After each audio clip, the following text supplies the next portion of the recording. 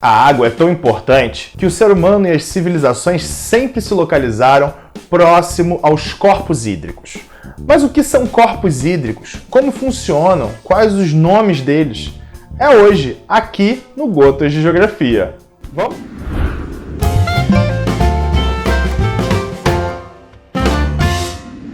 Alô bonitão, alô bonitona, seja muito bem-vindo! Sou eu mesmo, o professor Lúcio Brandão, o seu professor de Geografia aqui do Agora Disserte. E esse é o Gotas de Geografia, o seu espaço de geografia na internet.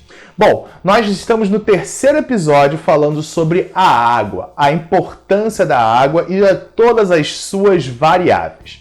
No programa de hoje a gente vai falar um pouco sobre os corpos hídricos e entender um pouco mais sobre o seu funcionamento. Mas afinal de contas, o que são esses corpos hídricos? São os diferentes elementos de transporte ou de contenção da água. E nós vamos falar de alguns deles. No nosso último programa a gente falou sobre as bacias hidrográficas, mas a gente não explicou sobre elas. Você sabe o que é uma bacia hidrográfica? Uma bacia hidrográfica é uma área ou região de drenagem, formada por um rio principal e os seus afluentes.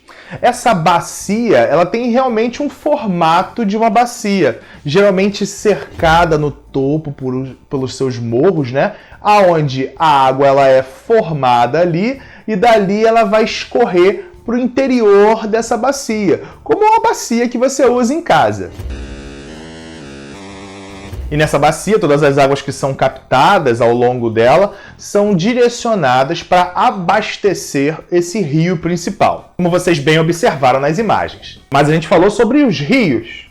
E os rios, Lúcio? O que são rios? Os rios, eles são cursos naturais de água, né, que vão das áreas mais altas do relevo, lógico, até as áreas mais baixas. E por que é lógico, né?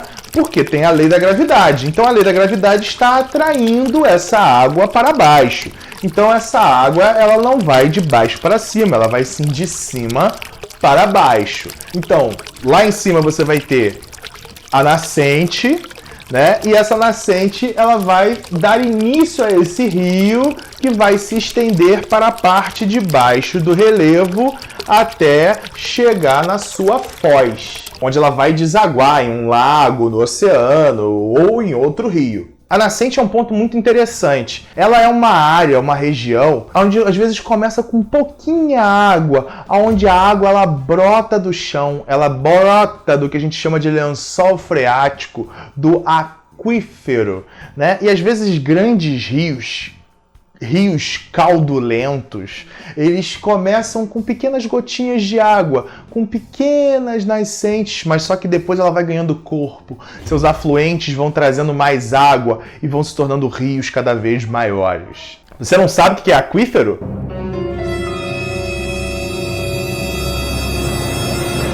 Não tem problema. Acalma, que daqui a pouco eu explico. Mas primeiro, vamos entender o que são lagos. Lagos? O que são lagos? É simples.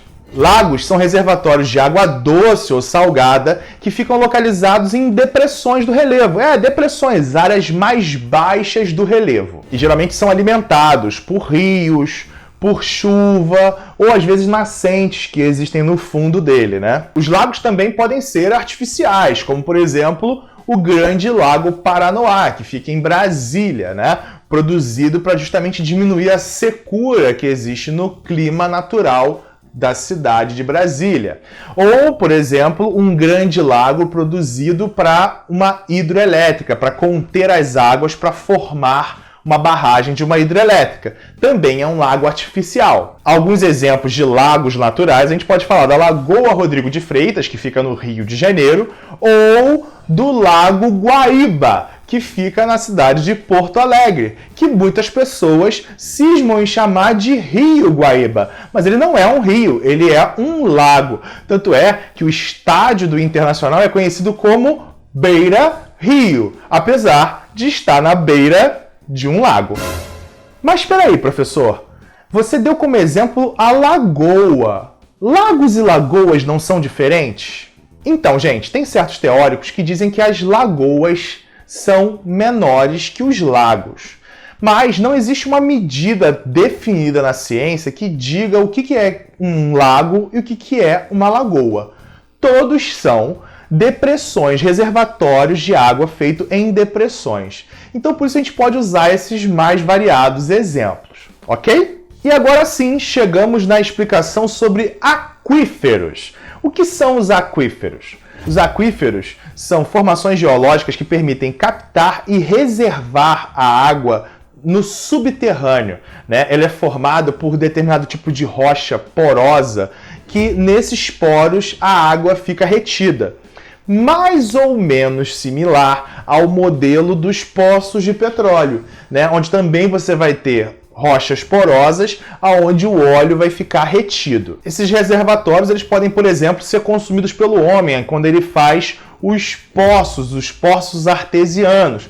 Você aqui do Rio de Janeiro, que viaja para a região dos lagos, Arraial do Cabo, Saquarema, Búzios, é muito comum nessas regiões o uso dos poços, né, para captação de água. Essa água ela é captada de aquíferos, de águas subterrâneas que estão no lençol freático. E o Brasil realmente tem muitos motivos para se orgulhar. Nós somos um país riquíssimo. O maior aquífero do mundo é BR, é nacional. Ele fica na região norte do país e se chama SAGA, Sistema Aquífero Grande Amazônia. Ele é tão grande, que ele seria capaz de abastecer o mundo inteiro. Sim, eu disse o mundo inteiro. Por aproximadamente 250 anos. 250 anos. Então pensa quão grande é esse aquífero. É água, é muita riqueza. Mas que deve sim ser tomado com muito cuidado, com muita responsabilidade, porque é um bem primordial para a sobrevivência de todos nós. Então temos que usar com muito cuidado. É preciso que as leis com referência à água sejam respeitadas, que toda a fiscalização em volta dessa água seja respeitadas. Não me surpreende que uma certa nação do mundo, uma certa nação que tem aí um topetudo, né, bem topetudo no comando, tenha acabado de estar gerenciando uma base chamada Base Militar de Alcântara, que também fica na região norte do país, não é? Bem de olho numa riqueza tão grande quanto a água. Sim, uma riqueza. Porque apesar de você desperdiçar a água lavando a sua calçada, a água ela é uma riqueza mundial. Você já parou para pensar? Tantas pessoas entram em guerras sanguinárias por petróleo. Só que sem petróleo, a gente sobrevive. Já imaginou quando começar a faltar água? Espero que o SAGA e o Brasil possam ser sagazes o suficiente para defender esse bem. A gente se vê na próxima semana, onde a gente vai falar justamente sobre isso, sobre consumo. Sabe quanta água é utilizada para você usar essa sua calça jeans? Eu vou te contar. Até lá!